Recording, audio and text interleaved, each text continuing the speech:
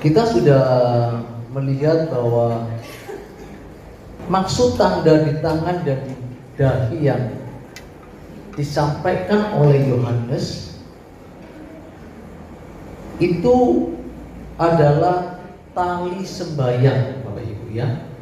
Sampai sini paham ya? Jadi tanda di tangan dan di dahi itu bukan barang yang lain, bukan chip ya.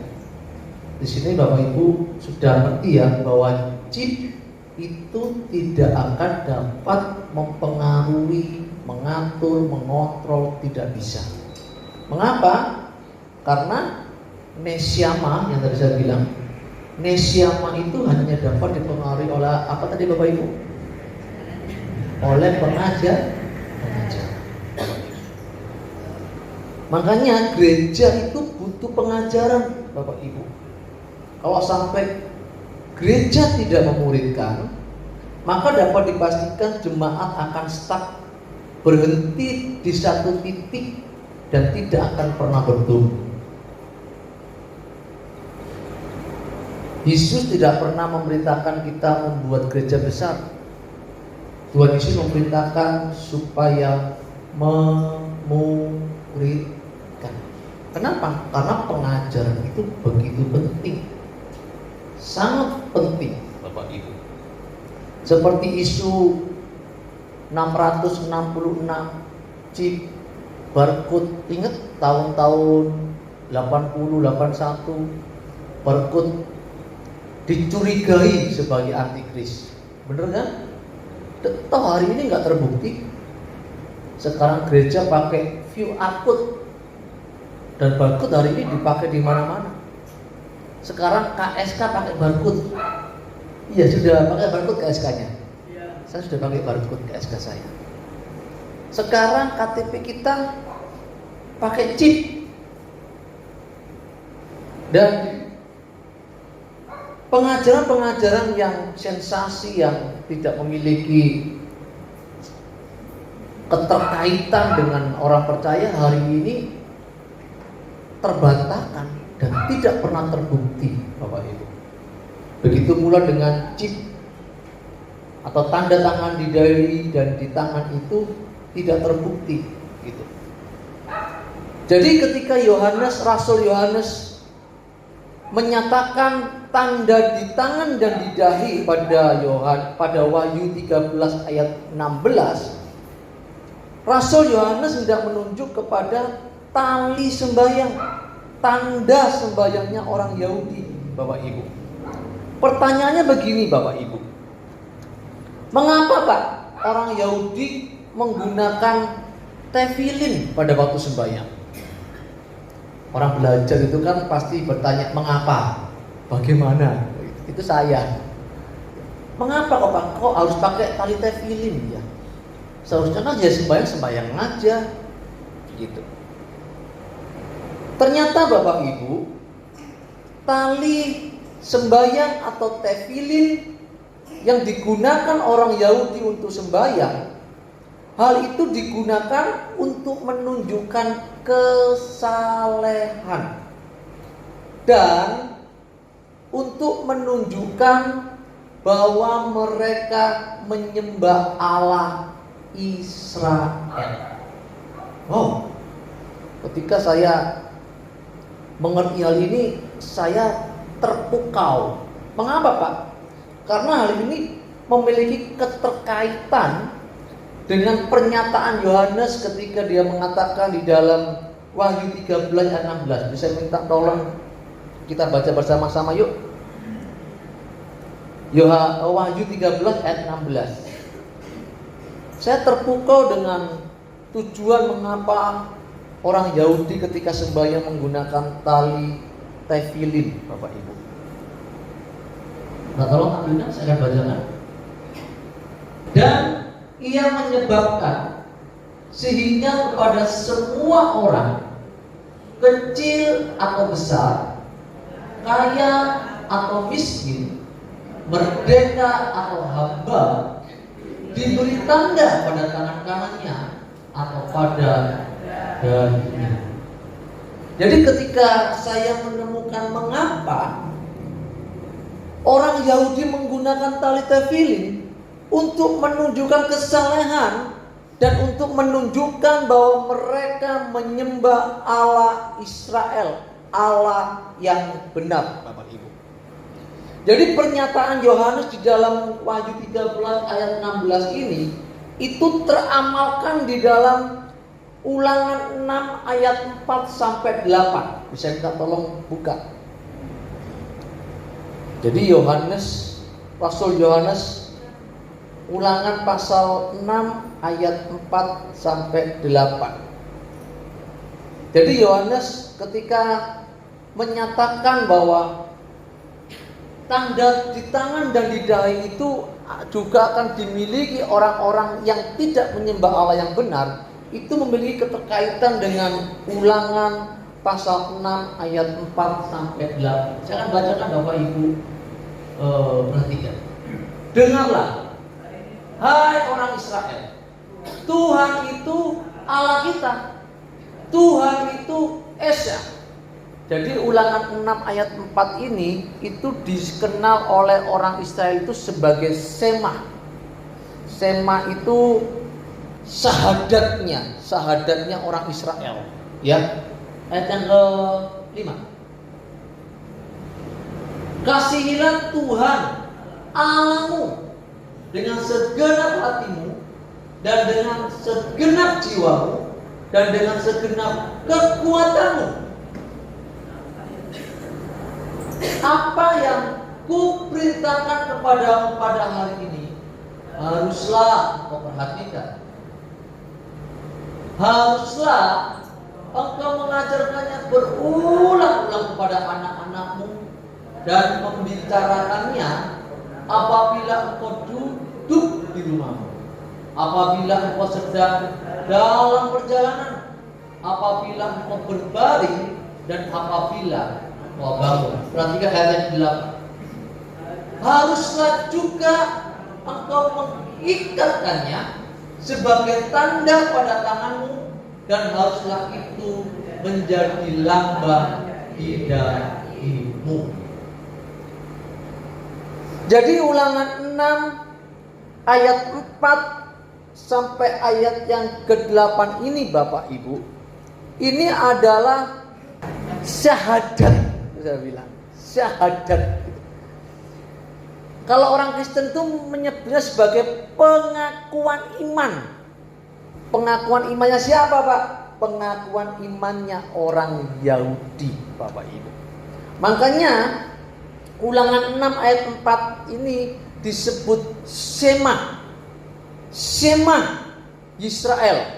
Adonai Elohim Adonai Echad. Dengarlah hai orang Israel, Tuhan itu Allah kita, Tuhan itu Esa.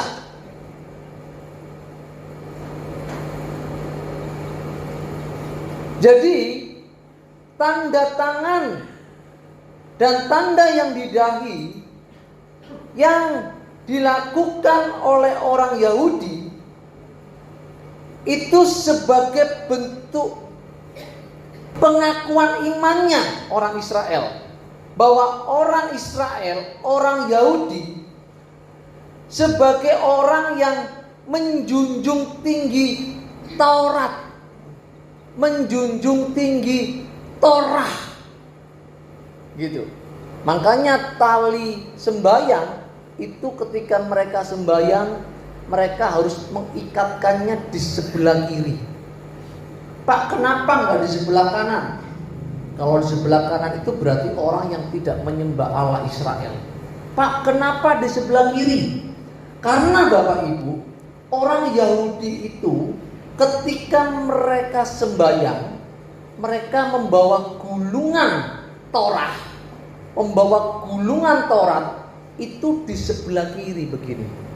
Kenapa di sebelah kiri, Pak? Di dekat jantung. Luar biasa kan? Kenapa? Karena jantung ini sumber kehidupan. Dia menjadikan Torah itu sebagai yang tertinggi.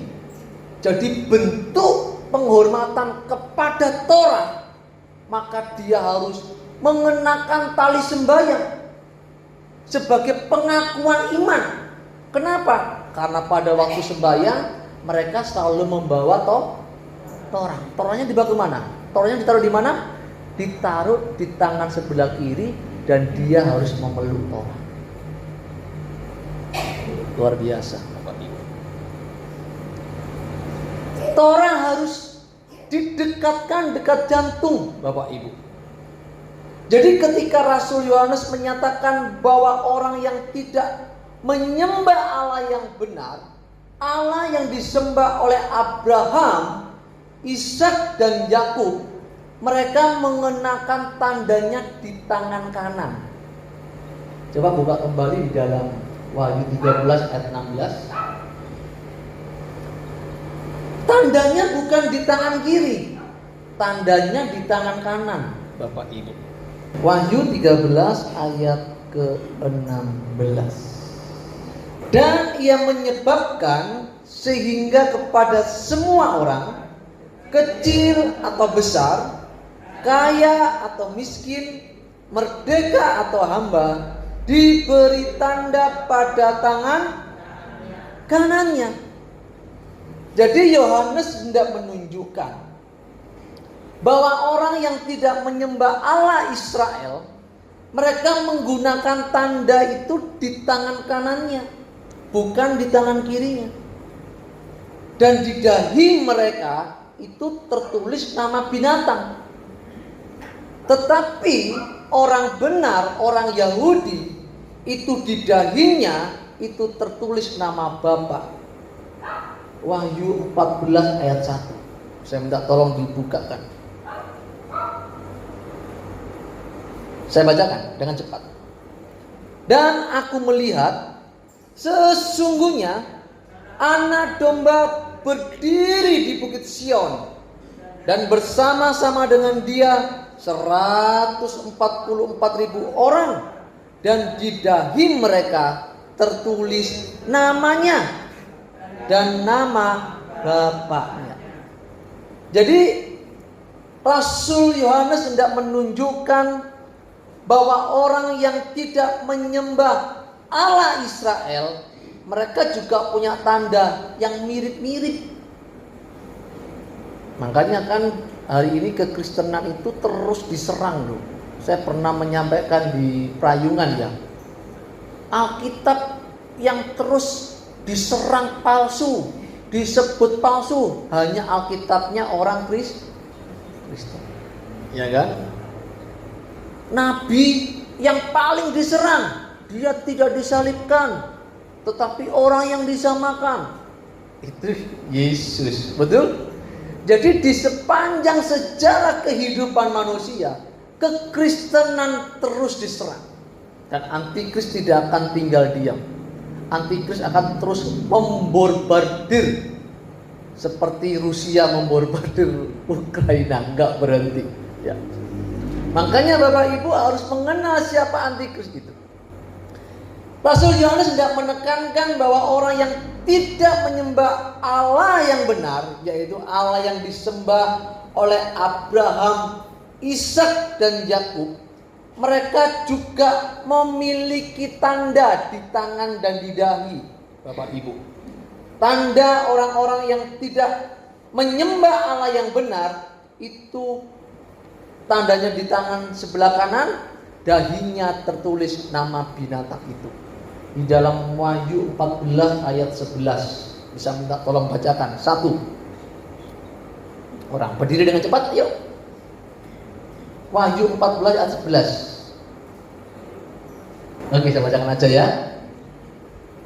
Maka asap api yang menyiksa mereka itu naik ke atas sampai selama-lamanya, dan siang malam mereka tidak henti-hentinya disiksa, yaitu mereka yang menyembah binatang serta patungnya itu. Dan barang siapa yang telah menerimanya, barang siapa yang telah menerima tanda namanya. Jadi Bapak Ibu, orang-orang yang tidak menyembah Allah yang benar, mereka juga memiliki tanda di tangan kanan dan juga punya tanda di di dahi. Jadi tanda yang dimiliki oleh orang yang tidak menyembah Allah yang benar itu, tanda itu bukan tanda lahiriah sebetulnya. Itu tanda penyembahan. Seperti orang Yahudi ketika dia sembahyang, dia menyembah, dia harus memakai tali sembahyang, tefilin sel ros, tefilin sel yad. Oke? Pakai tali sembahyang. Tanda itu sebagai tanda apa? Tanda bahwa dia orang yang saleh, orang yang menyembah Allah yang benar. Jadi maksud Yohanes, tanda yang disampaikan oleh Yohanes ini hendak menunjuk kepada penyembahan. Sampai sini paham Bapak Ibu? Paham ya? Jadi tanda yang diberikan itu sebagai bentuk penyembahan. Kalau seseorang menyembah Allah yang benar, itu tandanya di tangan kiri, di dahi, namanya nama Bapak. Ya kan? Kalau orang yang menyembah binatang itu tandanya di tangan, juga tanda di dahi. Tapi tanda di dahi itu nama binatang itu. Oke?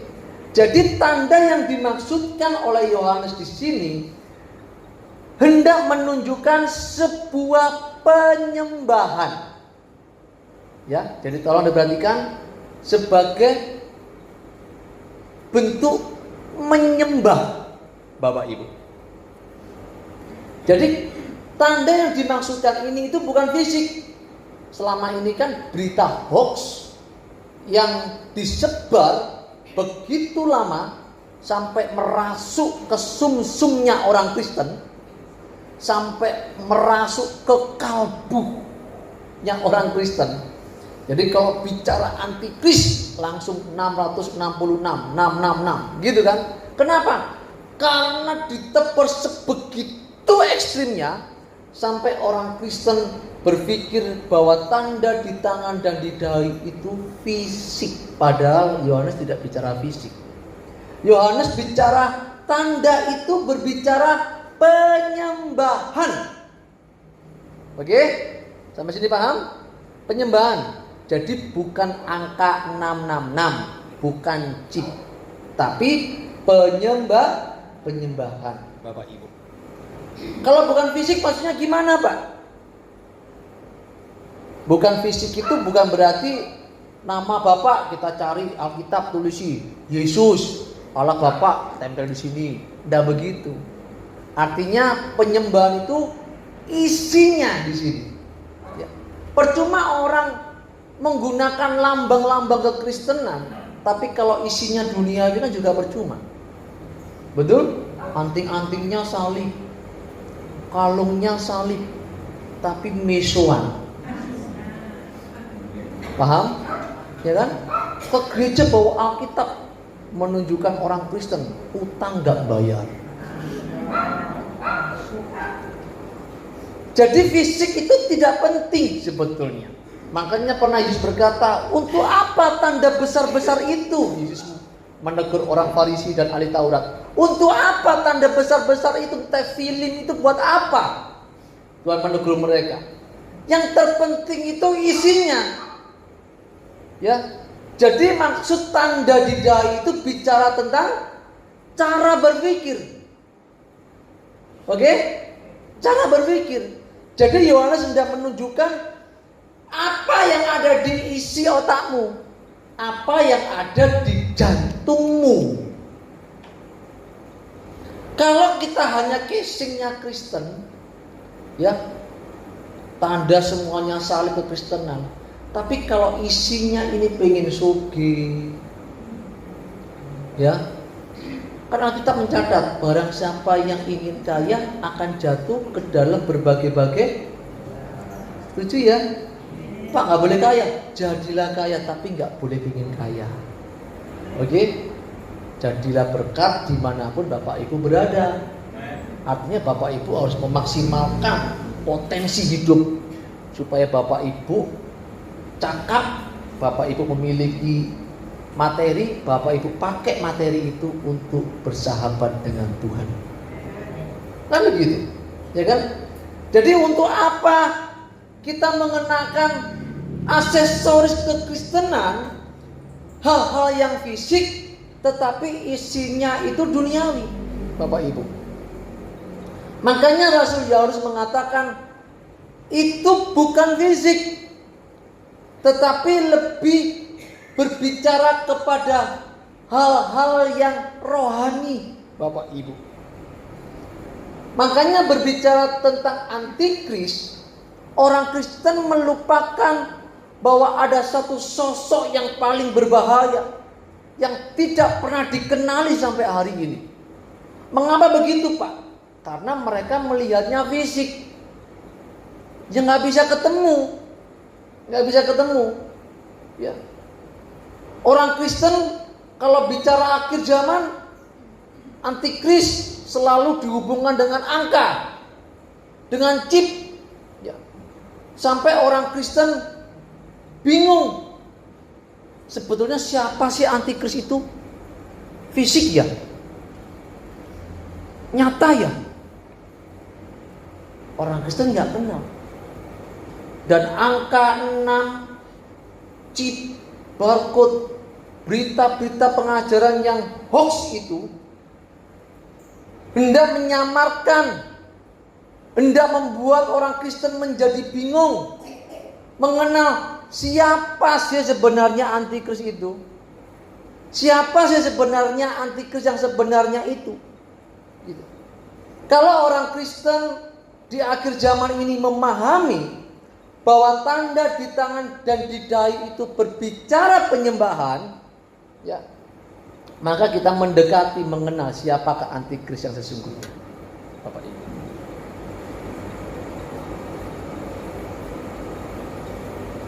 Mengapa Rasul Yohanes mengatakan bahwa tanda di dahi dan di tangan itu berbicara penyembahan? Karena begini, Bapak Ibu, kecenderungan orang itu kalau menyembah sesembahan, maka kecenderungan orang yang menyembah itu pasti sama dengan yang disembah. Sampai sini paham? Kecenderungan orang itu kalau menyembah setan, maka si penyembah ini memiliki kecenderungan orangnya seperti setan. Sampai sini paham? Paham ya? Makanya Yohanes mengatakan ini sesembahan ini. Kenapa? Penyembahan itu sangat berbahaya. Karena seseorang yang menyembah itu akan menjadi sama seperti yang disembah. Makanya tidak heran saya tadi katakan kalau orang menyembah setan, maka perilakunya, perbuatannya sampai ke auranya deket aja setan ini. Paham ya? Begitu pula kalau orang menyembah dunia, maka perilakunya, perbuatannya pasti seperti orang dunia. Gitu. Makanya Rasul Paulus menegaskan orang-orang yang menyembah binatang itu akan dibinasakan. Kenapa? Karena dia seperti binatang. Dalam Wahyu 14 ayat 11 itu dikatakan, yang tertulis nama binatang itu. Kenapa? Karena dia seperti binatang, Bapak Ibu. Di sini saya menemukan kata menyembah dalam bahasa asli yang begitu luar biasa, Bapak Ibu. Ternyata Bapak Ibu, kata menyembah itu di dalam bahasa aslinya itu adalah latreia dan proskuneo. Oke, apa Bapak Ibu? Menyembah itu dalam bahasa aslinya latreia dan proskuneo. Menyembah itu dalam bahasa aslinya latreia dan proskuneo. Artinya apa, Pak?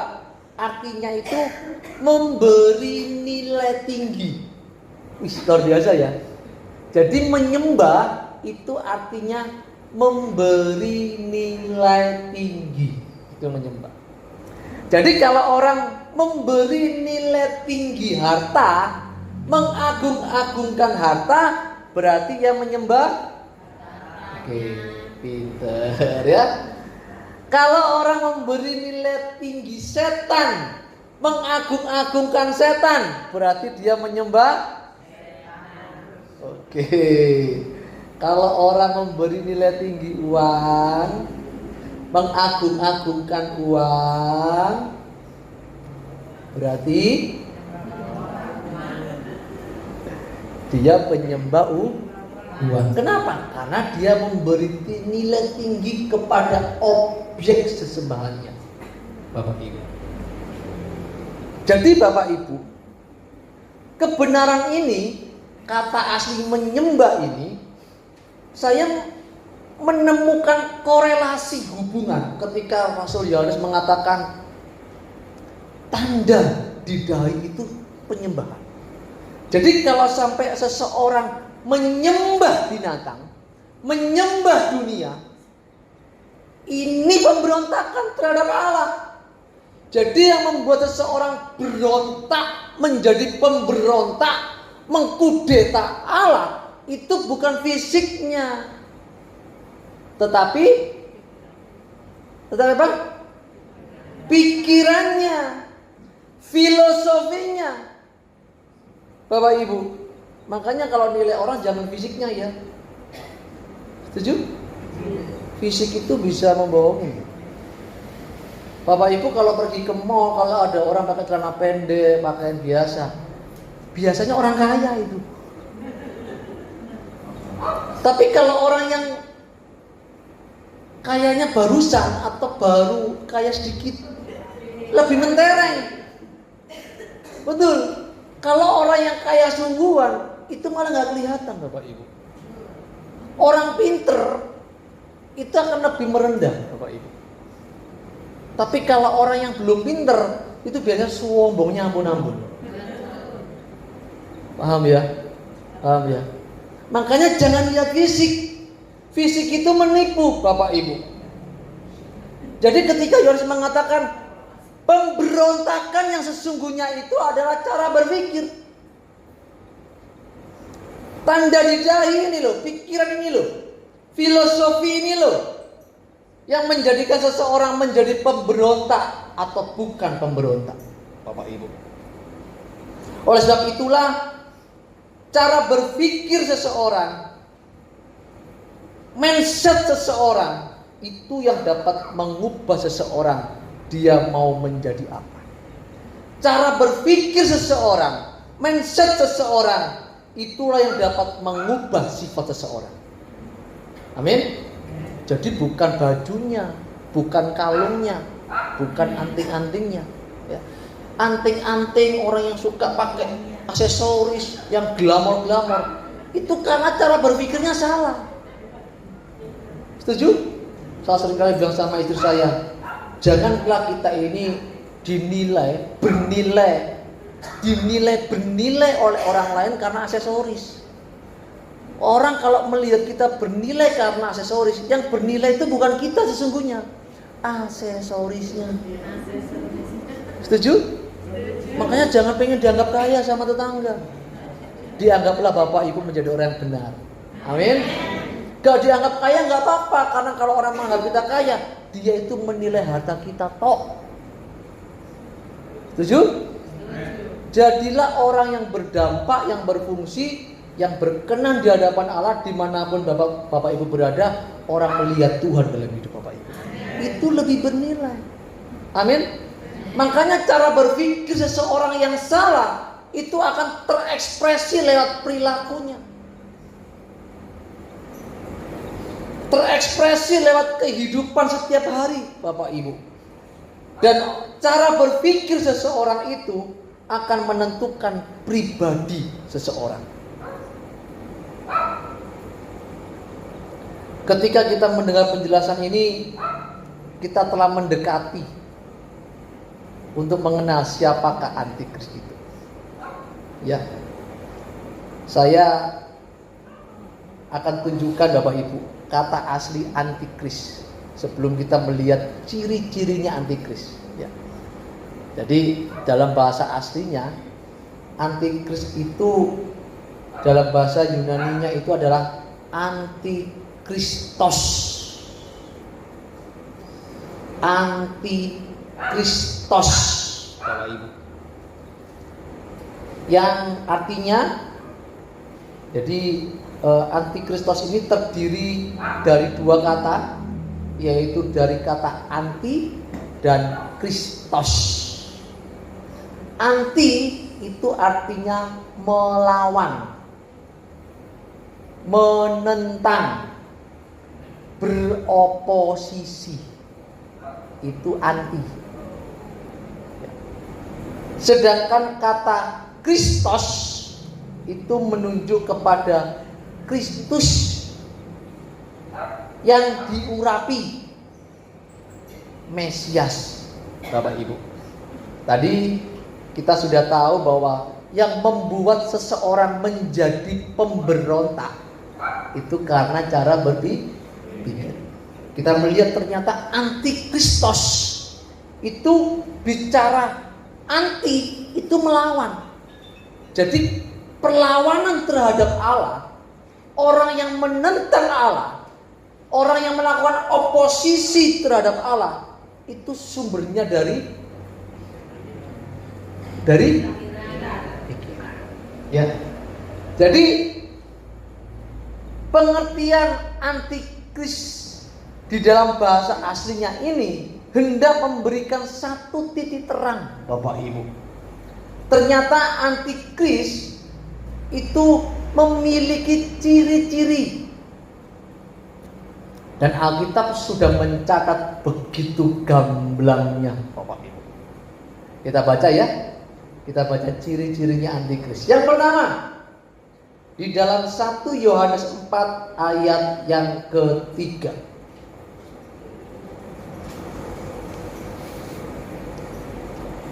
Oke, saya bacakan.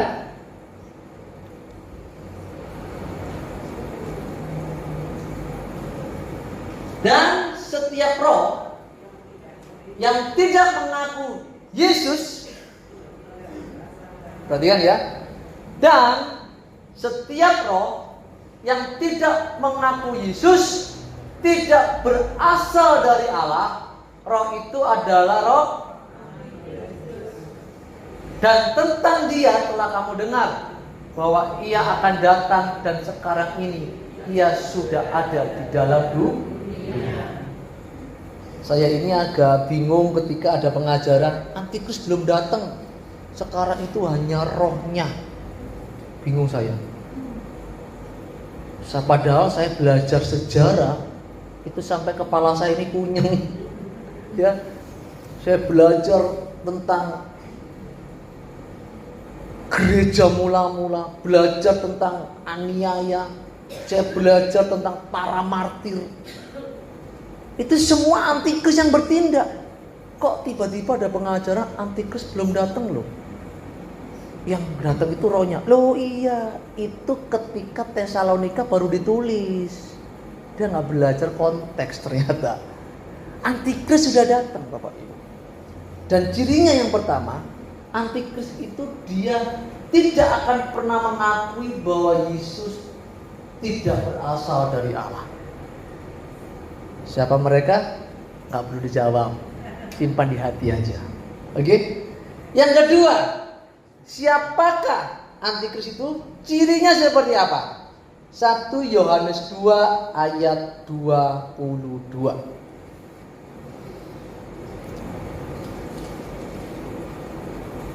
Siapakah pendusta itu?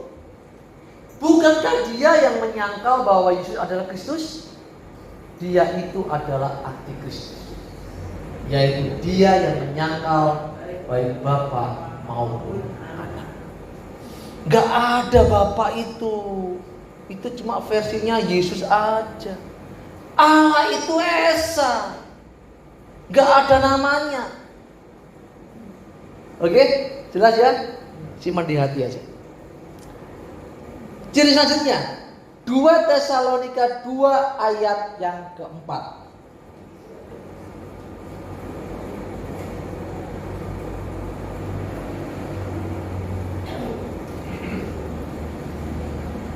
Yaitu lawan yang meninggikan meninggikan diri di atas segala yang disebut atau yang disembah sebagai Allah. Bahkan ia duduk di bait Allah dan mau menyatakan diri sebagai Allah. Saya bersyukur saya telah belajar kejawen cukup lama. Pak, Bapak kok belajar kejawen juga? Ya, karena saya seorang penginjil. Jadi saya belajar semua pengajaran di agama yang ada di dunia ini, termasuk keyakinan saya belajar, Bapak Ibu. Kejawen itu salah satu kelompok yang menyamakan Yesus dengan semua. Sang Hyang Widya Tuhan, Siddhartha Gautama Tuhan, Muhammad Tuhan. Oke? Saya pun Tuhan. Gitu. Jadi filosofi tentang kawula manunggalelan Gusti. Mungkin Bapak Ibu pernah mendengar kata ini, kawula manunggalelan Gusti. Atau pernah mendengar Satrio Peningit ya, dari Prabu Jayabaya. Kok jadi saya belajar kejawen ini? Sedikit. Jadi pengajaran kejawen itu cukup banyak, Bapak Ibu. Dan mereka sedang menanti-nantikan namanya Ratu Adil, yaitu Satrio Peningit. Padahal Ratu Adil atau Satrio Peningit itu dia adalah pribadi Prabu Jayabaya itu sendiri. Jadi di ramalan buku Jayabaya, di ayat yang pertama, kedua, dan ketiga sampai yang keempat, ayat yang keempat mengatakan bahwa jika nanti Jawa dikalungi besi, berkalungkan besi, kemudian kapal terbang, ya, itu tanda-tandanya Ratu Adil akan datang, Ratu Jayabaya akan datang. Jadi mereka mulai menyamakan bahwa dirinya sama seperti Allah. Dia mencoba untuk menyamakan dirinya, mendudukkan dirinya. Jadi ciri-cirinya antikris adalah dia menyamakan dirinya seperti Allah. Salah satunya adalah si cungu, yaitu si iblis. Bapak Ibu, dia mencoba mau menyaingi yang maha tinggi. Siapa namanya? Si cungu. Ya. Yang keempat, ini tanda yang perlu untuk diperhatikan dengan baik-baik, Bapak Ibu. Yakobus pasal yang keempat, ayat yang keempat. Hai kamu, orang-orang yang tidak setia, tidakkah kamu tahu bahwa persahabatan dengan dunia adalah permusuhan dengan Allah? Jadi barang siapa hendak menjadikan sahabat dunia ini, ia menjadikan dirinya musuh Allah. Jadi Bapak Ibu, ciri yang terakhir antikris itu adalah orang yang membangun persahabatan dengan dunia. Bapak Ibu.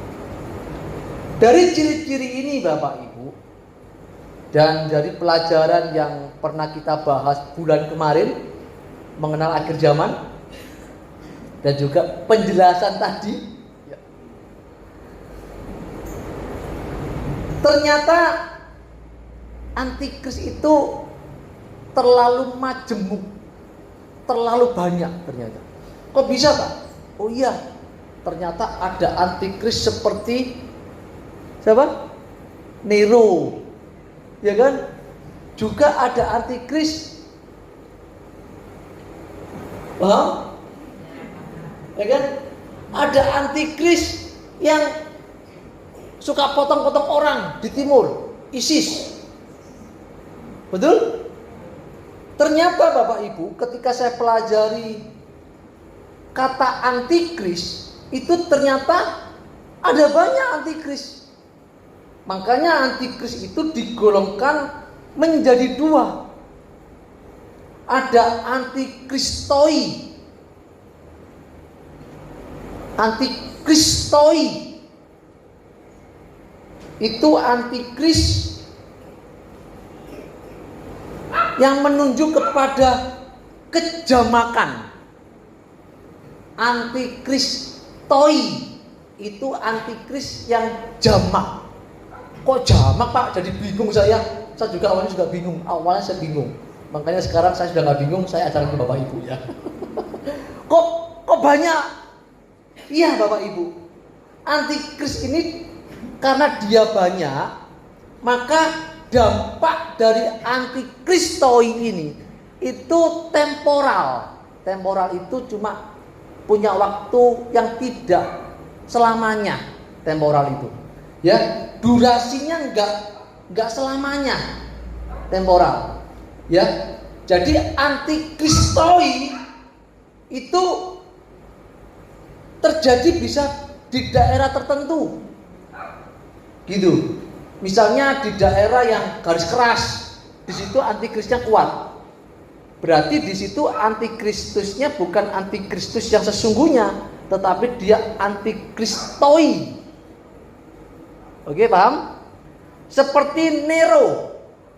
Nero itu digolongkan dia termasuk antikristoi. Kenapa? Karena nggak selamanya dia menjadi antikris pada zaman itu. Oke, paham ya? Jadi antikris digolongkan jadi dua. Yang pertama antikristoi, yaitu antikris yang dampaknya itu tidak panjang, hanya belasan tahun bahkan puluhan tahun, Bapak Ibu.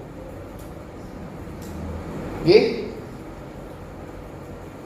Sedangkan antikris yang kedua yaitu antikristos. Ini tunggal.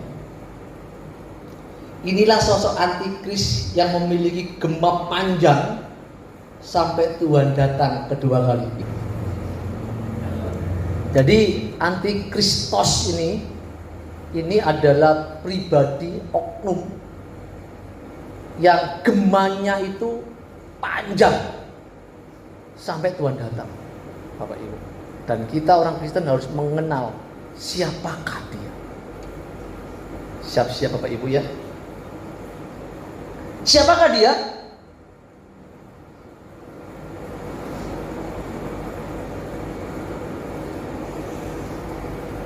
Dia adalah oknum yang pernah menyaingi yang maha tinggi, yang disebut dengan nama setan atau Satan dalam bahasa Latin.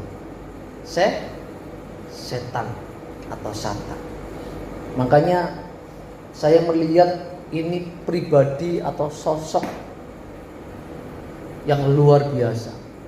Makanya kalau ada orang Kristen nyanyi, iblis dikalahkan kuasanya di. Jangan bangga dulu bro. Iblis masih bercokol ini.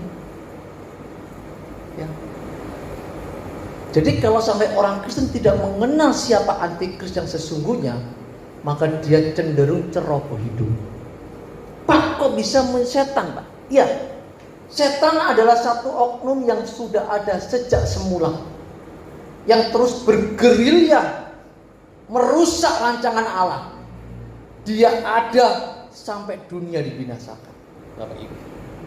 Dia adalah sosok antikris yang patut untuk diwaspadai. Dia cerdik, Bapak Ibu, sehingga dapat membinasakan hidup orang percaya. Dia sudah ada sebelum manusia diciptakan. Jadi tolong dibedakan antara setan dengan diabolos, beda. Ya. Dengan daimonia itu beda. Ya, kalau setan yang Bapak Ibu ketemu di jalan sundel bolong itu setan gelandangan, Bapak Ibu. Ya, setan yang itu setan gelandangan. Jangan takut, Bapak Ibu. Tapi kalau yang setan satu ini, oknum satu ini, dia perlu diwaspadai. Ini saya berintik, karena saya mengenal siapa dia, Bapak Ibu. Saya mengenal banget siapa dia. Saya berintik sungguh.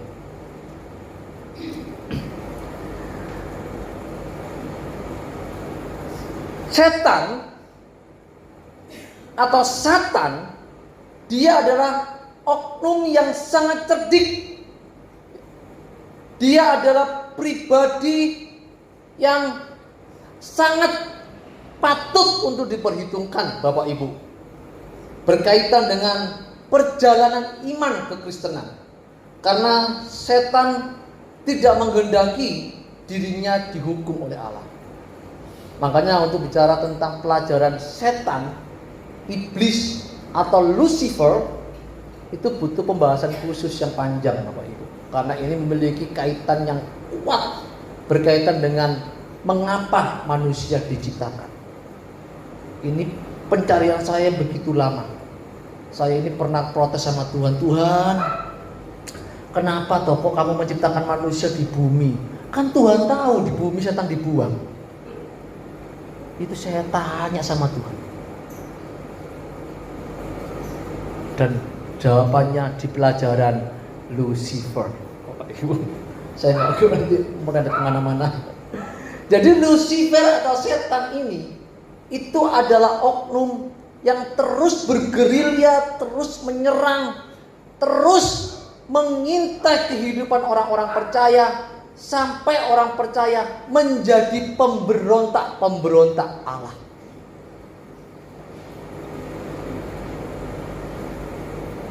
Dia adalah sosok yang terus merusak rencana Allah. Dia adalah pribadi yang terus mencari celah bagaimana orang percaya bisa ditelannya. Kalau dulu si setan ini memakai Nero, ya, tahun-tahun barusan dia memakai ISIS. Dia juga memakai warna hijau, kloros, ya, untuk menganiaya orang Kristen. Tetapi dia tahu ketika orang Kristen dianiaya, tambah kuat. Orang Kristen dianiaya, tambah bersatu. Orang Kristen disiksa, tambah hebat. Mikir si oknum ini, wah, gak bisa disiksa orang Kristen, gak bisa dianiaya orang Kristen. Aku harus menjadi malaikat terang di tengah-tengah kehidupan orang Kristen.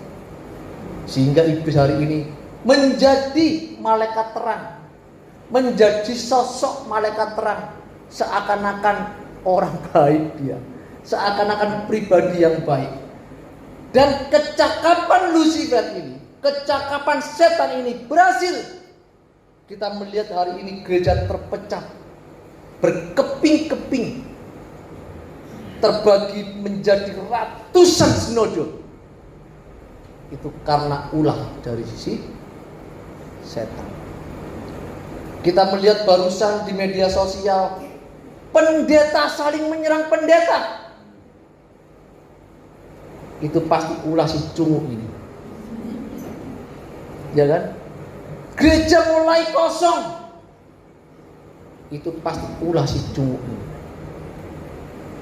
Dia adalah pribadi yang begitu luar biasa, yang patut kita perhitungkan sepak terjangnya, Bapak Ibu. Makanya kalau berbicara antikris, jangan bicara fisik, jangan bicara pakaian, jangan berbicara hal-hal yang lahiriah.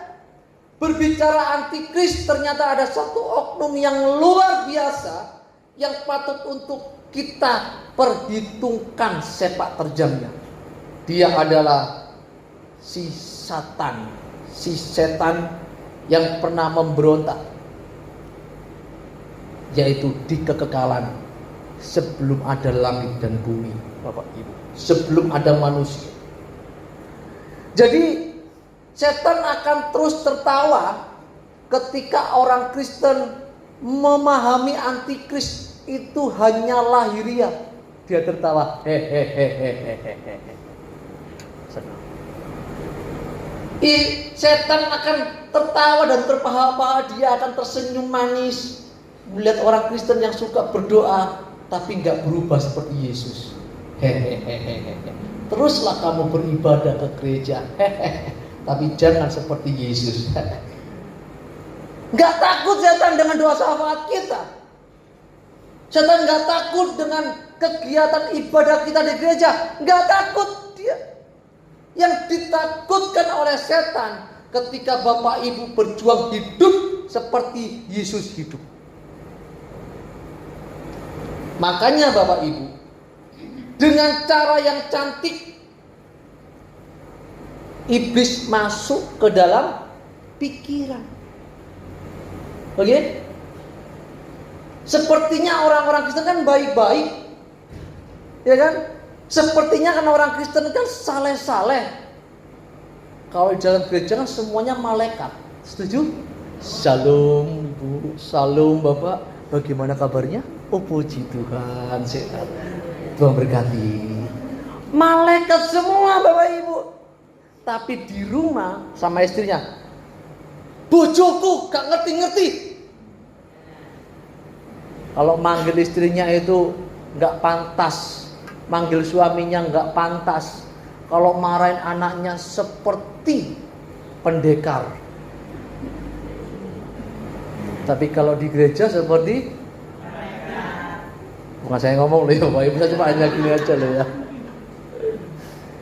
Iblis tahu bahwa untuk menjadikan orang Kristen, orang percaya menjadi pemberontak, itu cuma satu caranya. Cara berpikirnya diubah. Cara berpikirnya dipengaruhi Bapak Ibu.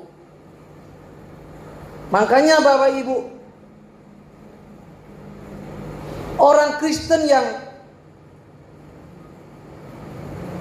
agamawi, orang Kristen yang tidak mengenal kebenaran, dia memiliki kecenderungan menjadi penyembah binatang.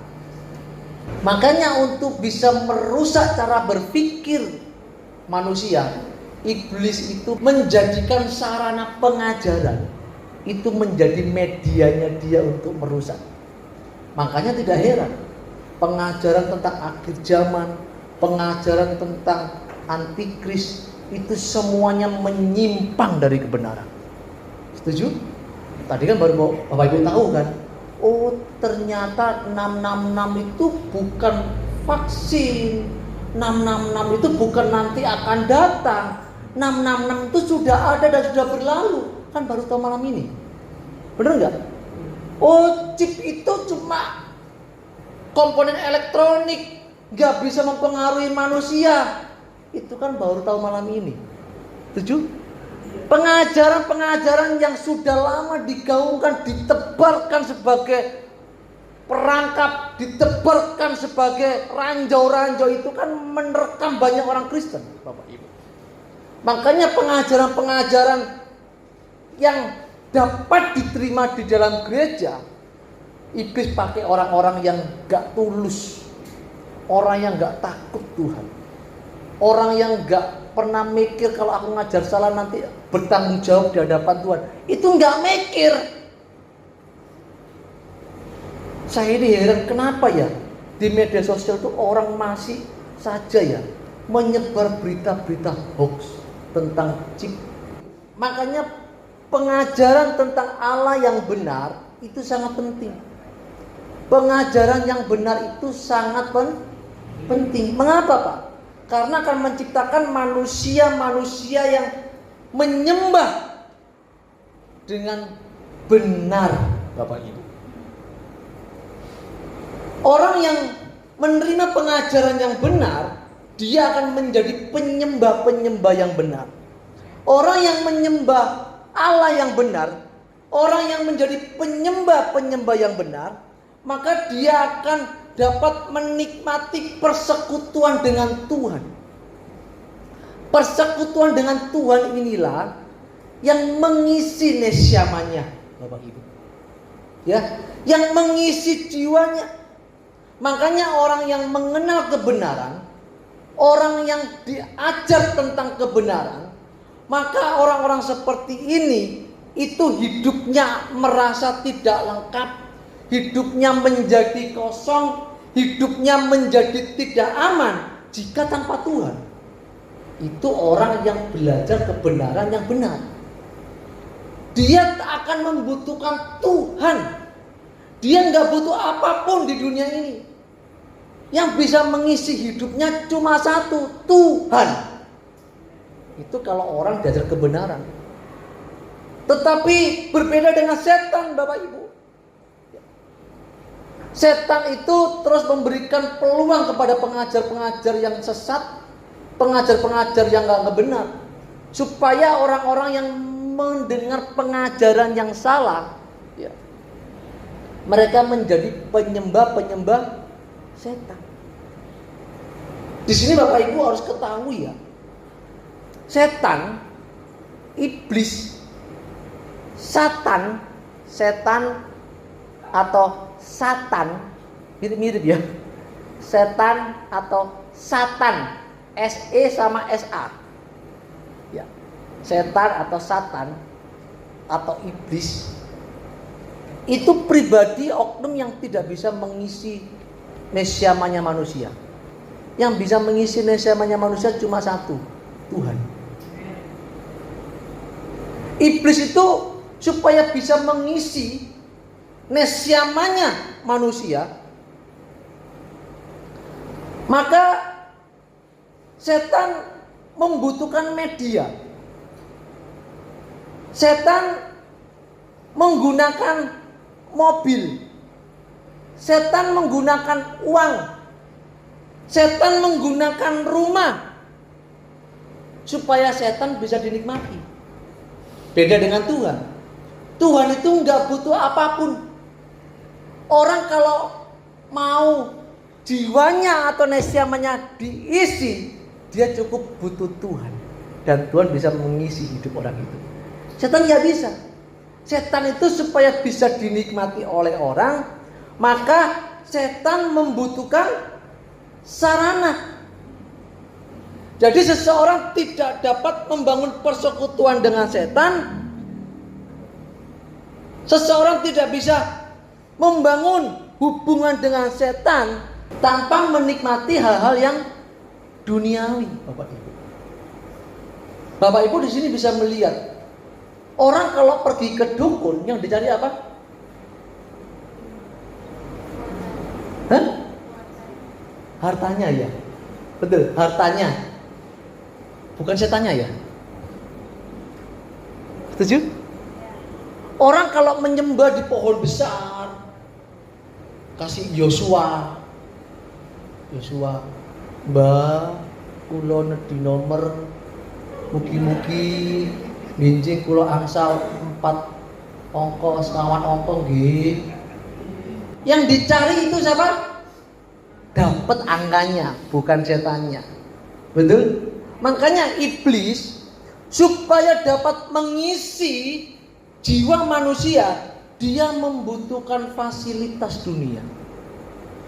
Makanya Bapak Ibu, antikris di akhir zaman ini yang gemanya panjang sampai Tuhan datang, itu adalah materialisme. Bapak Ibu, materialisme. Jadi iblis memakai materialisme sebagai antikris yang gemanya panjang sampai Tuhan datang, Bapak Ibu. Dan kitab Wahyu mencatat bahwa materialisme itu ditulis dalam surat Wahyu 17, dia disebut sebagai pelacur besar. Wah, sudah ketemu ya. Siapakah antikris yang sesungguhnya? Materialis. Siapa penunggangnya? Setan. Oke? Jadi iblis tahu untuk menjadikan orang percaya menjadi pendurhakanya Allah, materialisme menjadi alat yang sangat mujarab di dalam kekristenan. Tidak heran kekristenan diajarkan kemakmuran. Kekristenan diajarkan hidup sukses di dunia. Katakan amin. Amin. Kristen tidak pernah diajarkan hidup sepenanggungan dalam penderitaannya. Nggak pernah. Kenapa? Nggak ada yang masuk gereja. Tapi kalau gereja diajarkan, engkau pulang dari tempat ini, engkau menjadi berhasil. Banyak yang datang. Tanpa disadari, itu adalah cara antikris. Lewat cara berpikir kita dipengaruhi tanpa disadari. Yakobus 4 ayat yang keempat dikenakan dalam kehidupan hampir seluruh orang percaya. Ini ngeri apa ngeri?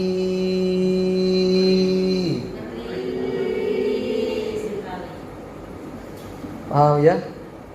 Makanya Kitab Wahyu mencatat dengan jelas bahwa pelacur besar itu berbicara tentang perzinahan.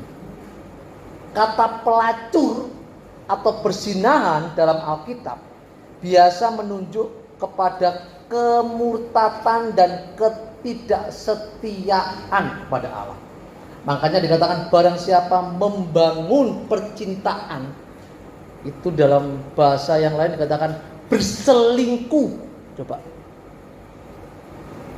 Kalau sudah berselingkuh, bercinta sampai satu titik, kawin dengan dunia, binasa. Dan ini alat yang mujarab.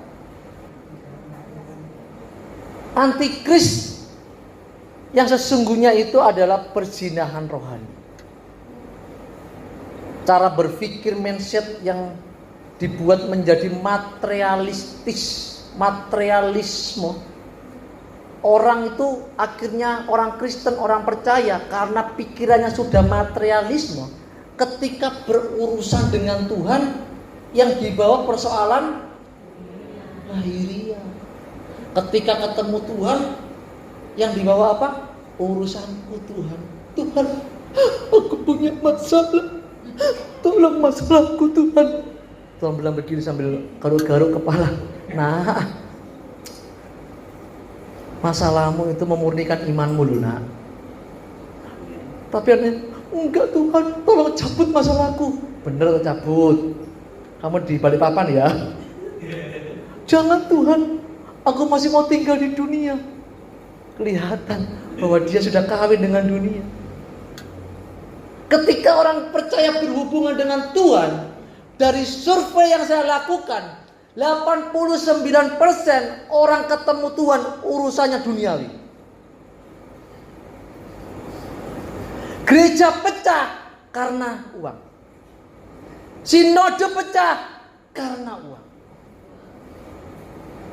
Majelis keluar dari gereja karena jemaat utang gak bayar, pendeta gak belani, keluar dari gereja karena uang. Dan materialisme merupakan alat yang luar biasa yang dipakai oleh setan untuk menghancurkan kekristenan, menghancurkan orang percaya. Dan materialisme ini merupakan alat yang cukup luar biasa, sehingga orang Kristen di dalam gereja menjadi pendurhaka, menjadi penentang Allah, menjadi orang-orang yang sepertinya setia seperti Yudas, padahal dia pengkhianat di dalam gereja. Jadi bicara tentang perzinahan, pelacuran, itu menunjuk kepada suatu umat yang mengaku melayani Allah, sedangkan dalam kenyataannya mereka menyembah dan melayani ilah yang lain. Ini adalah antikris yang sesungguhnya yang harus diwaspadai. Dan Bapak, Ibu, dan saya harus terlibat di dalamnya. Gimana caranya Pak? Bapak Ibu harus belajar untuk tidak menyayangkan nyawa. Oke? Alkitab mengatakan dalam Lukas, barang siapa tidak melepaskan dirinya dari segala miliknya, ia tidak dapat menjadi muridku. Jadi kalau Bapak Ibu masih mengikatkan diri di dalam dunia ini, maka Bapak Ibu tidak akan dapat menjadi muridnya Tuhan. Dalam 1 Yohanes 2 ayat ke-6, barang siapa mengatakan bahwa ia ada di dalam Dia maka ia wajib hidup sama seperti Kristus telah hidup. Jadi kalau Bapak Ibu mengaku sebagai orang Kristen dan berkeinginan supaya setan bergemetar, hiduplah berjuang seperti Yesus hidup. Gak cukup jadi orang Kristen. Setuju ya? Karena iblis yang hari ini masih melingkar di mimbar. Saya ngomong melingkar dulu, iblis itu melingkarnya di mana? Di pohon di Taman Eden. Tetapi di akhir zaman ini iblis melingkar di mimbar. Makanya kenali kebenaran. Belajar Alkitab itu penting. Penting. Kenapa? Supaya kita dapat membedakan, oh ini pengajaran yang benar, ini yang tidak. Kalau Bapak Ibu mengerti kebenaran, saya pastikan Bapak Ibu akan bertumbuh menjadi orang Kristen yang radikal. Nggak akan goyah. Makanya pengajaran yang benar itu penting. Supaya Bapak Ibu tidak menjadi bagian orang Kristen yang memberontak kepada Allah. Jadi bukan karena chip, bukan karena angka 66, tetapi jika cara berpikir kita duniawi, mencintai dunia, membangun percintaan dengan dunia, bahkan kawin dengan dunia, Bapak Ibu akan tetap binasa sekalipun Kristen. Pak, segitunya Pak, kan sudah jadi umat pilihan. Jangan lupakan, Hosea mengatakan umatku binasa karena tidak mengenal Allah. Coba, umat pilihan Allah saja bisa binasa loh, apalagi kita yang dicangkokkan. Paham? Benar, kita lagi dicangkok. Kita ini orang Kristen yang dicangkokkan. Jadi saya berharap Bapak Ibu, ayo ketika kita mengenal siapakah antikris yang sebenarnya, kita mulai waspada. Oke? Mulai meriksani atini kiyamba. Oke? Jangan-jangan aku ini masih cinta dunia. Jangan-jangan masih suka yang gini-gini. Jangan boleh lagi ya. Amin. Ya. Hiduplah sederhana. Jadilah berkat dimanapun Bapak Ibu berada. Jangan mengikatkan diri kita dengan dunia. Biasanya kalau orang Kristen, kalau orang tuanya meninggal, warisan tidak boleh jadi rebutan. Oke? Ibu-ibu, kalau dompetnya kosong, jangan suka menggerutu. Oke? Bapak-bapak juga harus sayangi istrinya. Jangan boroskan uangnya. Oke?